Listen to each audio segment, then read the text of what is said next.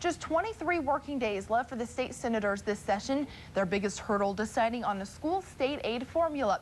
That's according to Senator Annette Dubas. She holds a town hall meeting in Aurora this weekend. A bill hoping to solve the state aid problem installed just days ago. Senators argued whether to slow the growth of aid to schools, which would hurt the larger districts like Grand Island Public Schools. Another option was to make a 1% cut across the board for all schools. Dubas voted for the first proposal, saying a 1% cut is too much for small districts to bear. Along with the state portion, has anything been done to adjust that? I felt this was, for the most part, the most equitable way of doing it. I had districts that were going to lose money. I had districts that were going to come out all right. But no matter what you do, that's going to be the name of the game. Stimulus funds will help out, but only for 2 years. Tonight at 10, we'll hear concerns on school state aid from this father of 4.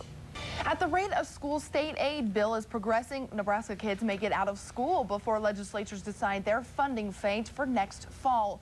Good evening. Thanks for joining us. The bill stalled at the Capitol Wednesday, but it creates budget problems if it isn't solved. NTV Stacia Kalinowski caught up with Senator Annette Dubas this weekend at a town hall meeting. Stacia, what happens if they don't get the state aid funding decided by June?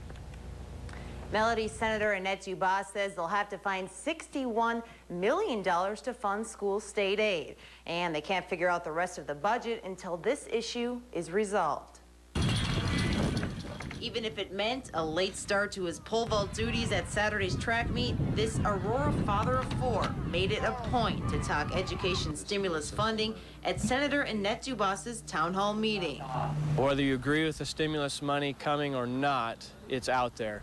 And so I think it's wise that we use it. Dubas agrees, and she voted to use the stimulus in conjunction with a change to the state aid formula. But that bill has stalled. If we don't pass a state aid bill, we are forced to go back to fully funding state aid to education. And we just can't. We can't do it. Putting more money in circulation. $61 million more would be needed to do it. But if they work out the current bill, the state aid formula would change, using stimulus funds to bump up state aid 10% for schools. The Northwest Superintendent is all for it. I think those are real numbers that we need to look at and be happy in this economic time that we are getting an increase. I'll bet there's a lot of businesses out there that would love to have a 10% increase in their revenue. To borrow and spend. But opposition comes from the larger school districts. With the state aid formula change, the 26 largest school districts, including Grand Island Public Schools, would see cuts.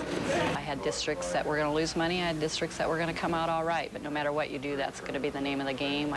Aurora would likely benefit, but Carlson's also looking ahead to when the stimulus money runs out. Maybe you can explain how that... Because after 2 years, after it's all used up, then we got to go back to what our regular state budget was accustomed to. Now, Dubas says these 2 years would buy them time to figure out state aid. The other proposal by Omaha senators would reduce state aid across the state by 1%, but some say that would just hurt the smaller schools. Senators may try debating this bill again later this week. Melody? Okay, Stacia, thank you.